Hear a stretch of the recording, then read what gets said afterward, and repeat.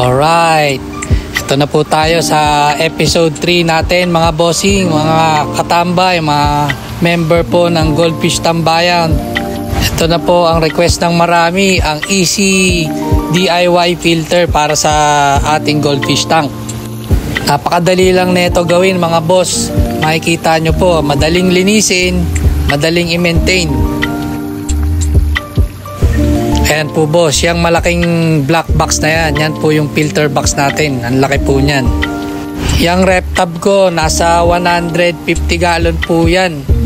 Yung medyas po niyan sa filter box, mga nasa 20 kilo po ata. Yan po boss, si Lia, mga ating sidekick. Yan po ang tumutulong sa akin mag-maintain, mag-alaga ng ating mga goldfish. Sama din natin sa topic ang green algae. Nakakita tayo ng nilulumot, madalas inaayawan o inalayuan. Ano ang agree ako dyan eh. Pero, dahil ang lumot ay punong-puno ng vitamina at antioxidants for good organ body. At abay, anong klaseng lumot ba yan? Yan ang kwento na lang ni Jamie Santos. Hindi lahat ng kumikinang ay ginto. May superfood rin na kung ituring ng ilan ay berdeng ginto. Dahil sa taglay nitong health benefits. Ang spirulina ay isang uri ng blue-green algae o lumot. Ito ay binansagan ng world's healthiest food dahil punong-puno raw ito ng protina, vitamina at antioxidants.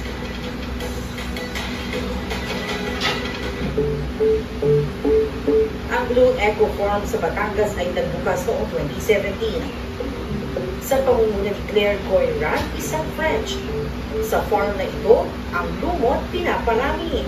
I really wanted to be more active in the field of sustainability.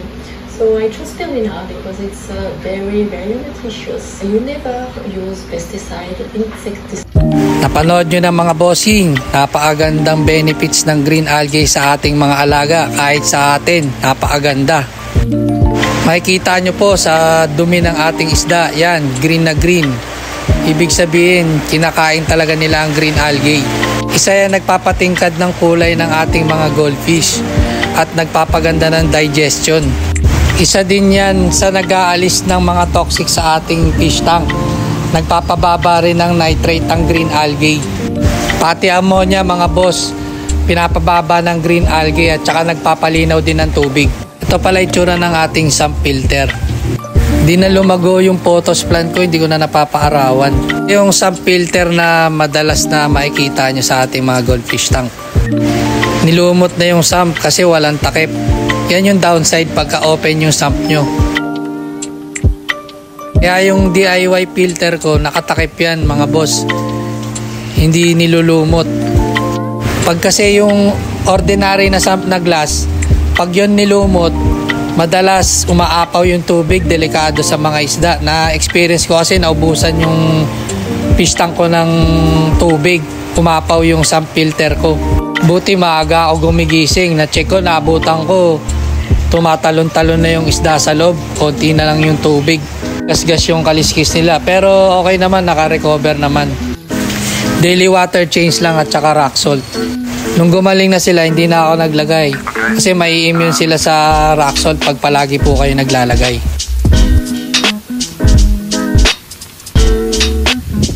Sa sump naman, every 1 month ako nagre-reset. Dati, every 3 months ako nagre-reset. Nagkaka-red spot yung goldfish ko. Yung foam lang ang binabanlawan ko weekly. Yan, linisin na natin yung DIY sump filter natin. Yan, drop mat yan. Ayan, green foam.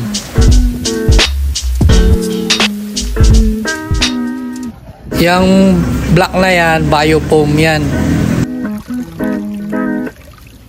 Mapapansin nyo, yung medyas natin, merong net yan para madaling hugutin, madaling linisin.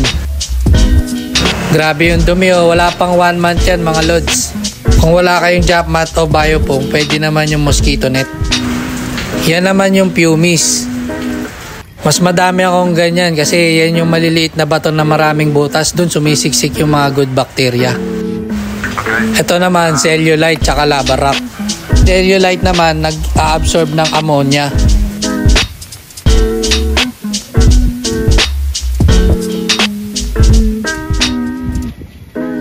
Yan, Pumice ulit. Yung tubo ko lahat yan, debaklas para madaling linisin. Pagka tanggal yan, babalawan din uli namin yung box, tatapon yung maduming tubig na yan. Ganyan lang, banlaw lang. Hanggang sa luminaw yung tubig, tapos goods na yun. Ang lalaki na nila, yan, galing sa RepTab yan, doon ko sila grinom. 3 months ko tiniis silang top view. Huwag kayong kabahan na mag-reset ng sump filter nyo na mawawala yung good bacteria. Mas delikado pag nagkaroon sila ng sakit, anchor worm, red spot, white spot. Doon nagsisimula yun pag sobrang dumi na ng sump filter nyo. Mabilis naman babalik yung good bacteria niyan kasi mature na yung medyas.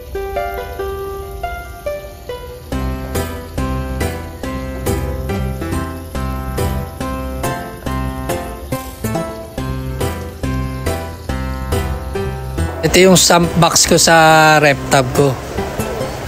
Aquaspeed A4000 ang gamit ko sa RepTab. Submersible pump. 100 gallon naman na aquarium ko. A3000 Aquaspeed.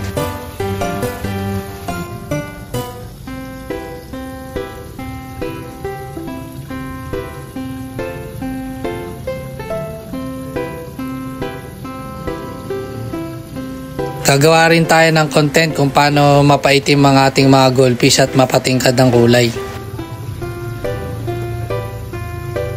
Madali lang gawin niya mga boss. So, tubo lang, tapos butasan nyo lang.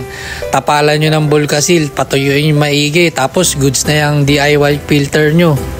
Ganyan setup ko sa sump ko. Yan, una muna yung cellulite, tapos susunod ko yung Pumice, tapos lava rock, tapos yung mga foam sa ibabaw. Yun na, goods na. Yung bagsak ng tubig na galing sa submersible pump at bagsak sa aquarium, dapat dulo-dulo yan mga boss para mag-circulate sa sump filter yung dumi. Tsaka yung bagsak ng tubig sa aquarium na galing sa sump nyo, dapat malayo. Isipin nyo din na magsisirculate sa loob yung tubig ng aquarium nyo. Gawin nyo yung higop tapos yung bagsak magkatapat lang, di wala din.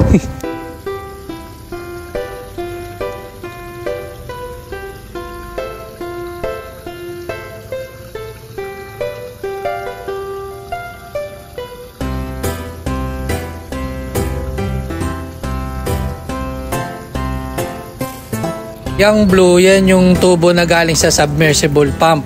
Packet papunta dun sa DIY box. Tapos yung orange na yan yung tubo palabas. Para mag-circulate yung tubig sa aquarium. Okay mga boss, hanggang sa muli. Kung may tanong lang kayo, pwede nyo ako i-PM. Please like, share, and subscribe. And God bless.